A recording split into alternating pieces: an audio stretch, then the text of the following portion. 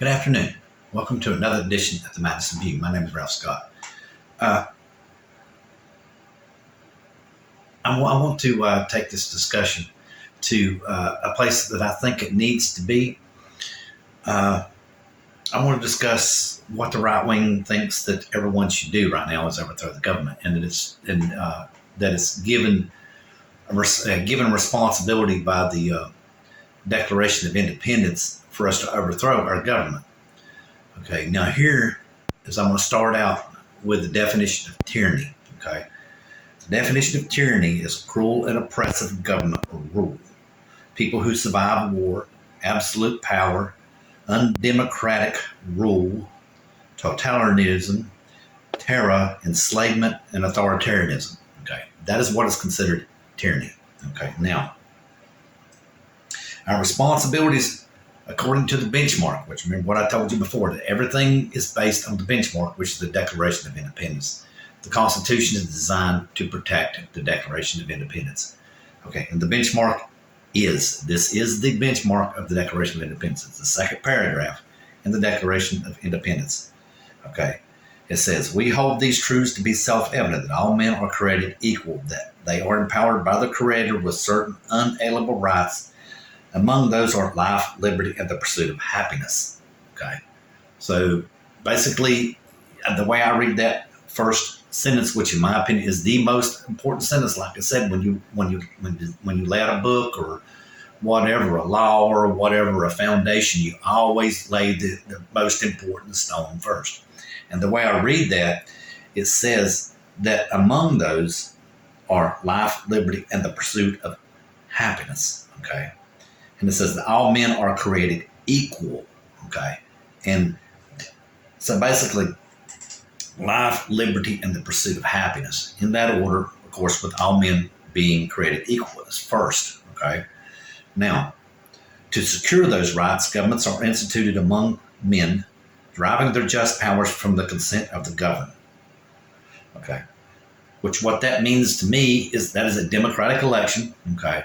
As long as the elections are democratic, which they are, unless you can prove that someone's going around with guns and throwing away ballot boxes or pointing guns at somebody's head to go vote or vote a certain way, you really can't say anything about our democratic elections. Well, there'll be fraud. There's fraud every day in this country, and we should always check to make sure that it isn't done correctly. It overtakes the system and all that kind of stuff. That should just be responsibility of the government to make sure that their powers are just and secure. Okay. Now, that whatever any form of government becomes destructive to these ends. Okay. Again, the democratic process, all people are created equal, life, liberty, and the pursuit of happiness. Okay. This is the point, okay, where you are given the duty, which is what a lot of people think and which is correct. But I will reread this one more time, okay? That whenever any form of government becomes destructive to these ends, it is the right of the people to alter or abolish it, okay? Alter or abolish it. It didn't say anything about overthrowing it yet, okay? And to institute a new government, laying its foundations, such principles, and organizing its power in such form as to them they see most likely to affect their safety and happiness.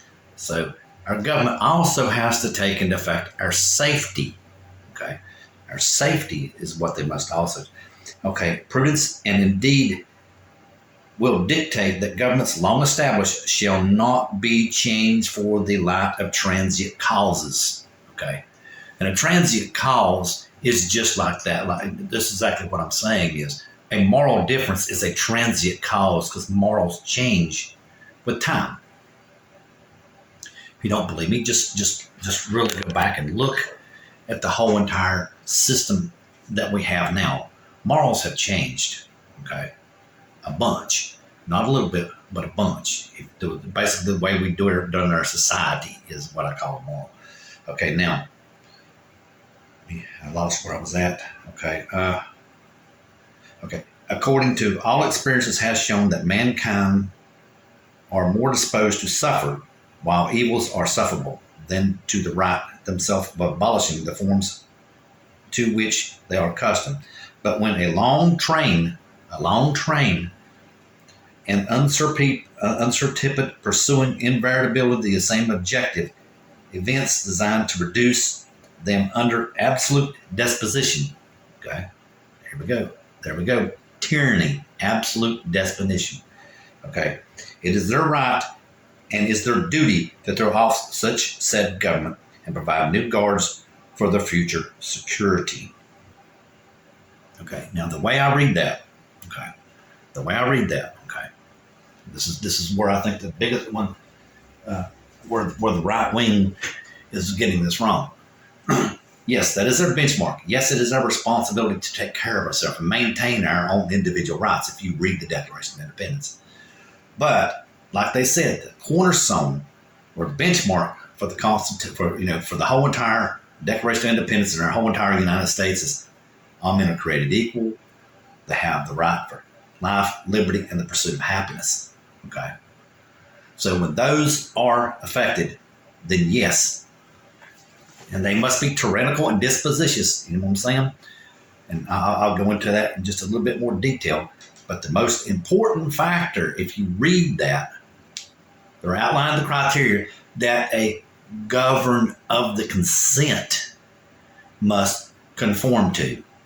Okay, that's exactly how that is read. Okay, the characteristics that the government must protect, and then the government that must protect them. It is a consent of the people. The government is a consent of people to protect those rights for them. And that's what the government's responsibility is to do. Okay. And safety and happiness is in there as well. So all these different things about gun control laws and everything have their merit. Okay. It is not a despot, as I think is how you say it, or a tyrannical thing to think that guns need to be regulated or whatever. Is it against the Constitution? Yes, but it also says in there that people have the right to alter anything that they see, okay, or abolish anything that they see, as long as it's with the consent of the governed, okay. But, this whole entire thing of the right wing basically boils down to that one statement, okay, that I said it has to be a despot.